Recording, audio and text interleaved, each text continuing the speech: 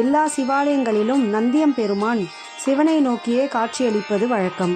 ஆனால் இது போன்ற சில கோவில்களில் நந்தியம்பெருமான் சிவபெருமானைப் போலவே கிழக்கு நோக்கியே காட்சியளிக்கிறார். அதாவது சிவபெருமானை காணாமல் சிவபெருமானைப் போலவே அவர் காணும் திசையிலேயே நமக்கும் காட்சியளிக்கிறார். ஏனெனில் இங்குள்ள நந்தி சோழ மன்னருக்கு சில போர்களில் உதவியதாக கூறப்படுகிறது. அதனால்தான் நந்தியம்பெருமான் போர் வரும் வேளையில் உடனே செல்வதற்காக வெளியே நோக்கி காட்சியளிக்கிறார்.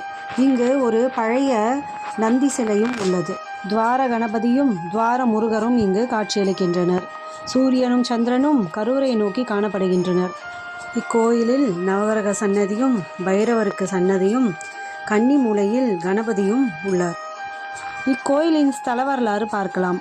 ஒரு வேடன் பன்னி மரத்தின் வேரின் அருகில் அமர்ந்திருக்கும் பொழுது அவனுக்கு அடியில் ஒரு சிவலிங்கம் ஒன்று வெளிப்பட்டது.